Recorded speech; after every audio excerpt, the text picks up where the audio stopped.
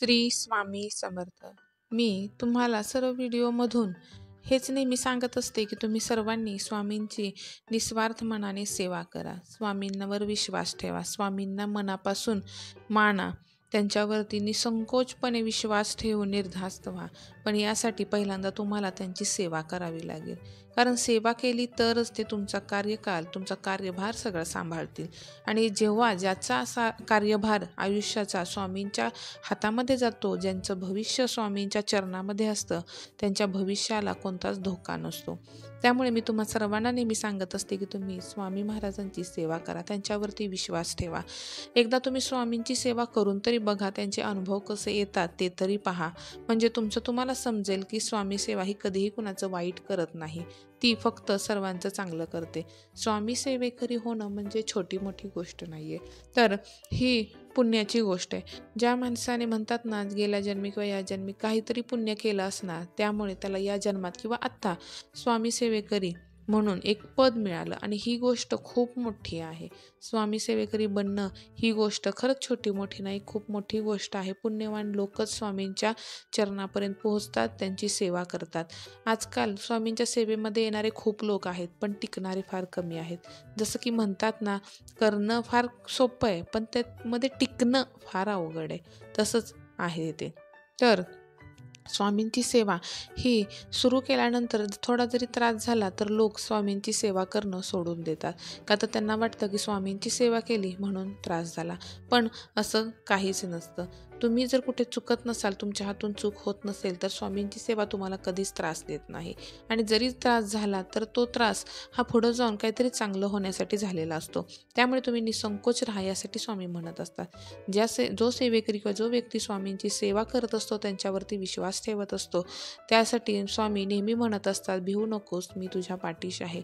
प्रत्येक संकटात आणि प्रत्येक दुःखात स्वामी त्याच्यासाठी नेहमी उभे राहतात. तसंच आज एक सेवेकरी दादांचं एक उदाहरण किंवा एक अनुभव त्यांनी आज सांगितलेला आहे. तर 1999ची ही गोष्ट आहे. त्यावेळेसचे 1 करोड म्हणजे आजचे 10 ते 15 करोड तरी असतीलच. त्यांना सांगायचा अनुभव असा आहे की त्यावेळी ते दादा 8वीला होते. म्हणजेच त्यांचं वय वर्ष अगदी 12 किंवा 13 असं काही होतं. म्हणजे काहीतरी काही समजण्याचं किंवा भरपूर काही अगदी न समजण्याचं वय होतं. म्हणजे 12 ते 13 वर्षात त्यांना एवढं काही मोठं नॉलेज नव्हतं. तर तेव्हा ते दादा अगदी 8वीला शाळेमध्ये जात होते. तर तेव्हा एक त्यांच्या घरामध्ये एक गोष्ट घडून आली किंवा एक अनुभव त्यांना आला. तर ते दादा सांगतात की त्या काळी 1999 या साली, म्हणजे जवळपास 19व्या शतकात, त्यांना 1 करोडची लॉटरी लागली होती. त्यांना म्हणजे त्यांच्या घरी 1 करोडची लॉटरी लागली होती. म्हणजे जवळपास आजकालची ते खूप खूप मोठी रक्कम झाली.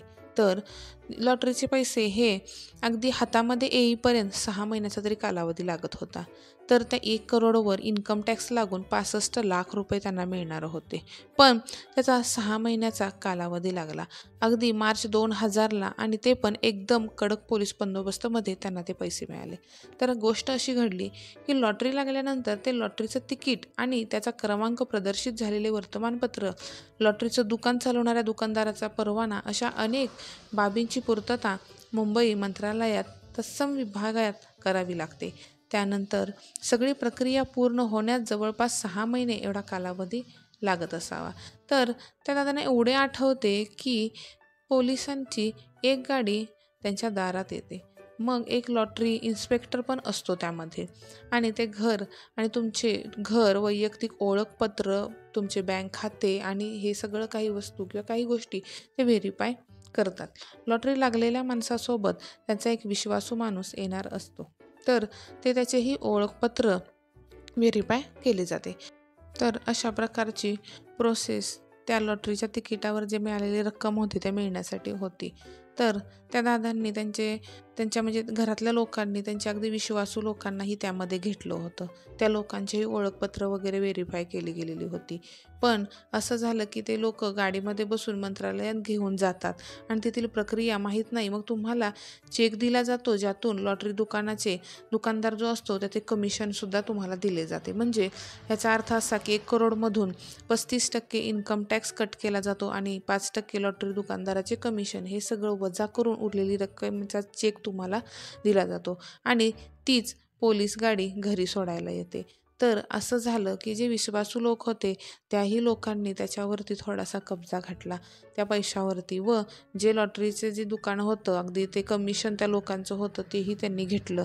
आणि 35 लाख तर अगदी जागेवरती त्या लॉटरीचे म्हणजे 1 करोडचे इन्कम टॅक्स म्हणून सरकारनेच कट करून घेतलं होतं. म्हणजे म्हणतात ना की असतील शिते तर जमतील भूते. तर अशा प्रकारे या भूतांनी सर्व पैसा त्यांचा लुटून नेला. मग त्यामुळे त्यांना असं वाटलं की असं नाही की लॉटरी लागली म्हणजे खूप मोठं काही झालं, असं नाही. तर मग म्हणतात ना काही वेळेला की आज जर काही गोष्ट खराब घडली तर आपण महाराजांना दोष देतो, पण महाराजांचा काहीच दोष नाही.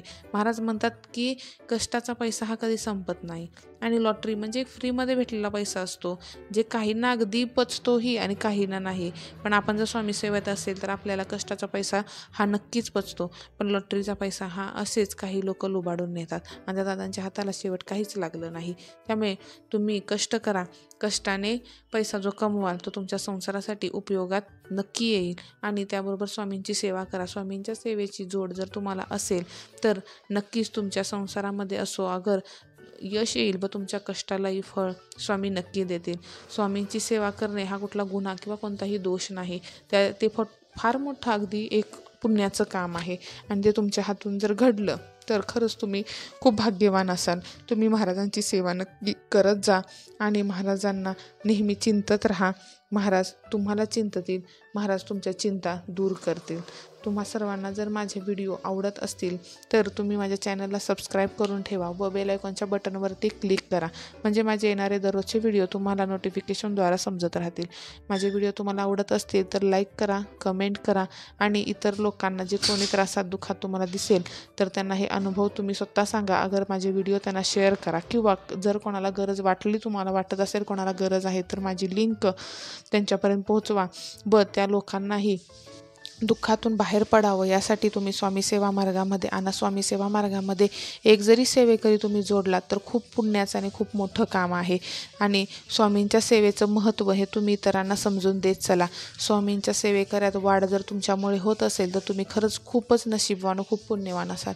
आणि त्याची परतफेड म्हणून किंवा त्याची तुम्ही जी ही सेवा करताय, स्वामींच्या सेवेमध्ये जे लोक जोडताय त्याचं पुण्य हे तुमच्या खात्यावरती महाराज नक्की जमा करतात.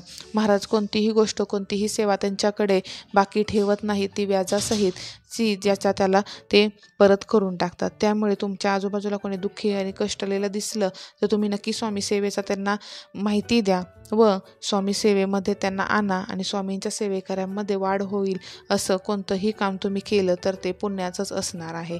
तर तुम्हा सर्वांना माझ्याकडून श्री स्वामी समर्थ.